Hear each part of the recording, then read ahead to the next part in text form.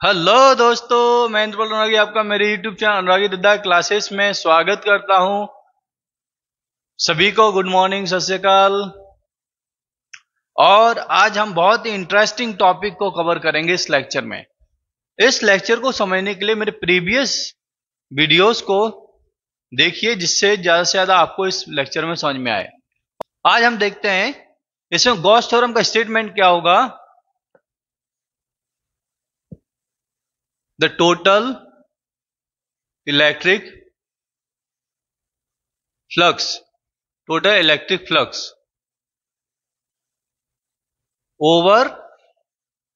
over a closed surface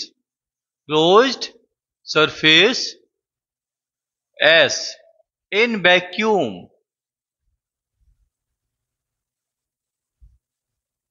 Total electric flux over a closed surface S in vacuum is directly proportional to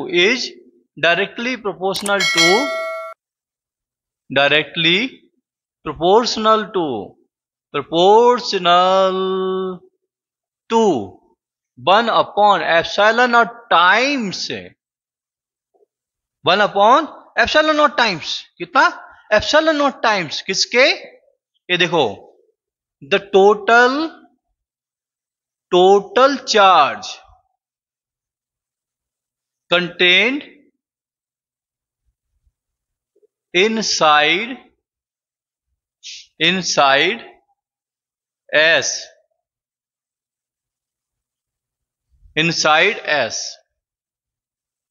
ये आपका statement है।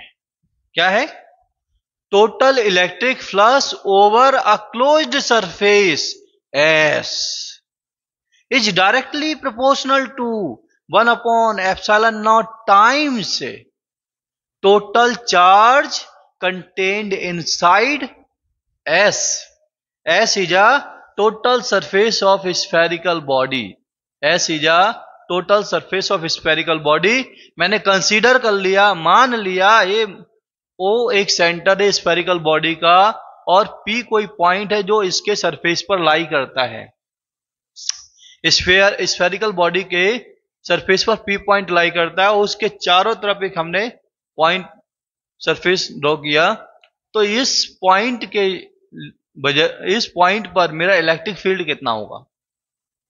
O से P तक का distance R है और यूनिट वेक्टर R का से in the same direction of electric field. ये यूनिट पॉजिटिव चार्ज रखा है, यहां यूनिट पॉजिटिव चार्ज है, तो इलेक्ट्रिक फील्ड का डायरेक्शन क्या होगा? E। हमें मान के चलते P पर निकालना है, O पर प्लस पॉजिटिव चार्ज रखा हुआ है, तो direction of E will be outward of the surface of spherical body.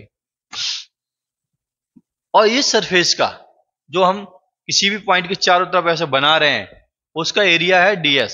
क्यों ds है? पूरी स्फेरिकल बॉडी का S है, एक छोटा सा पीस ले लिया हमने, टुकड़ा ले लिया, तो उसका थोड़ा सा ही तो होगा एरिया, तो हमने ले लिया ds। According to Gauss theorem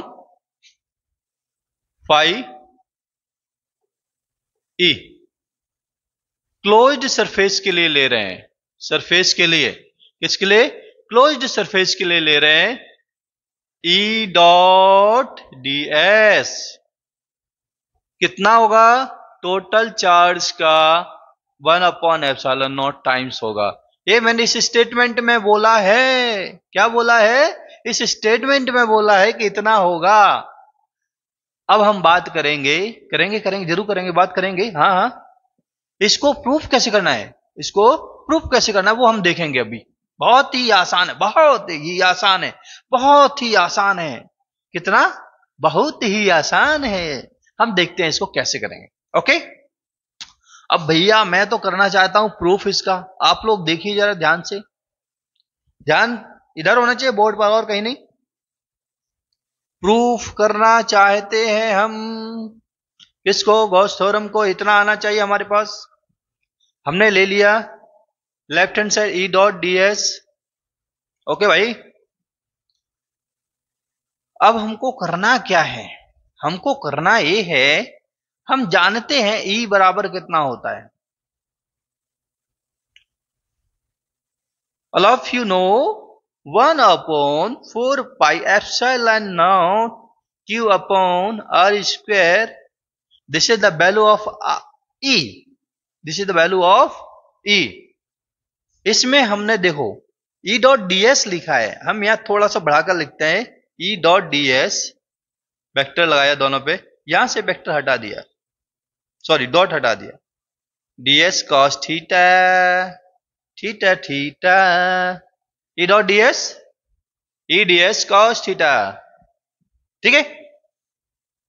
अब ये कॉस थीटा का क्या हुआ, what happened of cos theta, cos theta का क्या होगा, ध्यान देखो मेरे भाई,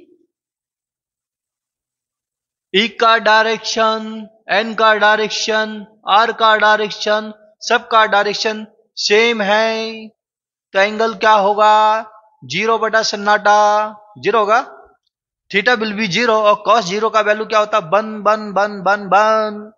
तो आप यहां लिख सकते हैं मेरे भाइयों और बहनों, आप लिख सकते हैं E cos थीटा बराबर 1/4 पाई Q अपॉन R स्क्वायर। क्या लिया है जानी, समझ में आया आपको, समझ में आया, साथ में ds भी तो है भाई मेरे, ds क्या भी लिखो, ds cos थीटा, cos 0 की वैल्यू हमने लिया cos 0, आप यहां लिख सकते हैं cos 0 बराबर 1, आपका ये हो गया टर्म खत्म। Okay, now listen to me first, listen to me very carefully now, what am I doing here, मैं कुछ नया करने वाला हूं, क्या करने वाला हूं, यहां देखो जरा ध्यान से, ये मार रहा है इंटीग्रल, किया डिस्किया इंटीग्रल कर दिया उसने, कर दो भाई, integrating both side, E D S dot लगाया, ई डॉट डी एस, इसको हम लिखेंगे integral E D S cos theta बराबर इंटीग्रल ई डी एस, ई का वैल्यू रखो, तो हमारे पास क्या आया, ये सॉल्व करके आया 1/4 pi epsilon not Q upon R square D S. ये समझ में आया बच्चों, बहुत अच्छी तरह से समझ में आया होगा। अब हम करना क्या चाहते हैं, हमको तो ये निकालना है Q upon 4 pi epsilon not, ये कहां से आ गया, तो कोई दिक्कत नहीं है, चलो यहां चलते हैं, हम क्या करते हैं जरा ध्यान से देखो, इंटीग्रेट करेंगे, इंटीग्रेट क्या करेंगे, 1/4 pi epsilon naught close integral S D S. भाई ये क्या है, spherical body, this is spherical body, और स्फेरिकल बॉडी का सरफेस एरिया क्या होता है, 4 pi R square. What is the spheric surface area of spherical body? All of you know 4 pi r square. लिखो यहां पर 1/4 पाई एप्सिलॉन नॉट, क्यू कहां गया भाई हमरा, ये रहा क्यू, क्यू तो हम छोड़ दिए, ओके, क्यू अगर हम, हाँ ये आ गया, तो यहां पर भी लिखो, और इसकी वैल्यू आ गई आपकी 4 pi R square. Okay okay okay, यहां पर आर स्क्वायर भी तो है, वो भी तो छोड़ दिया, आर स्क्वायर आएगा, यहां पर भी आर स्क्वायर आएगा, okay, q upon r square है, तो q upon 4 pi epsilon naught r square, हमने केवल डीएस को इंटीग्रेट करना है, हमने डीएस का वैल्यू रख दिया, इंटीग्रल डीएस, ये डीएस एक छोटे से हिस्से का एरिया था, अब हमको पूरा का पूरा स्फेरिकल बॉडी का एरिया चाहिए, वो होता है 4 पाई आर स्क्वायर, तो ये रख दिया। अब देखो, खिचक खिचक खिचक खिचक, आई हैव, मेरे पास आ गया, मेरे पास आ गया है Q अपॉन एप्सिलॉन नॉट, ठीक है भाई, this is the value of phi, क्यों भाई, या यही तो था, ये फाइव ई का वैल्यू था। ठीक है, ये मेरे पास आ गया फाइव ई निकल के, जो मुझे निकालना था मैंने लेफ्ट हैंड साइड को लिया, राइट हैंड साइड को निकाल के दिखा दिया।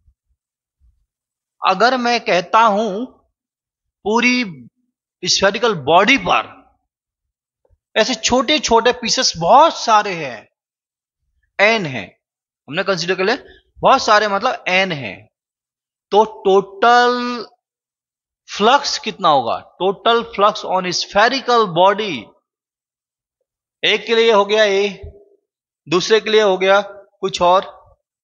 अगर मैं कहता हूं total flux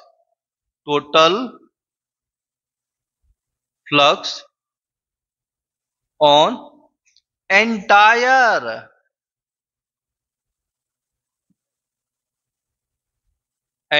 spherical body, total flux of entire spherical body, ठीक है, on the surface of spherical body. अगर मैं टोटल फ्लक्स निकालूंगा तो phi E equal phi one plus phi two up to phi n, और अगर मैं ये लिखूंगा Q1 upon epsilon naught plus Q2 upon epsilon naught up to Qn upon epsilon naught, तो मेरे पास क्या आया? 1 upon epsilon not common, Q1 plus Q2 plus up to Qn, और मेरे पास आ गया, इन सबको जोड़ दिया,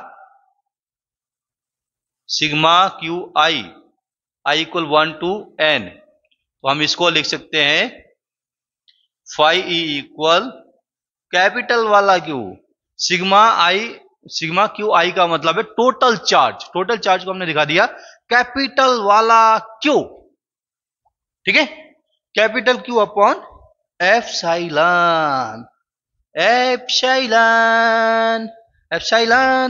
so I get this formula phi e equal q upon epsilon naught. So this is the right hand side of Gauss theorem. Okay, आप देख सकते हैं phi e equal q upon epsilon naught, phi e equal e dot ds, integral e dot ds, हम इसको लेके चले, इसको निकाल दिया। Okay, so this is the Gauss theorem.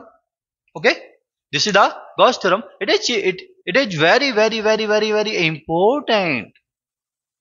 ठीक है भाई, और ये सभी एग्जाम में आ रहे हैं, ये सभी में आती है, UP board, CBSE board, ICSE board, सभी में आती है, और इवन आईआईटी, नीट, सभी एग्जाम्स में इससे रिगार्डिंग क्वेश्चंस आते हैं। So this is the very very very very very important. अगर आपको मेरा वीडियो पसंद आया तो लाइक कीजिए, शेयर कीजिए, सब्सक्राइब जरूर से जरूर कीजिए, जरूर करना पड़ेगा, ठीक है, और मेरे चैनल पर बने रहिए, ज्यादा से ज्यादा एंगेज रहिए, आपको बहुत अच्छा मटेरियल मिलेगा यहाँ।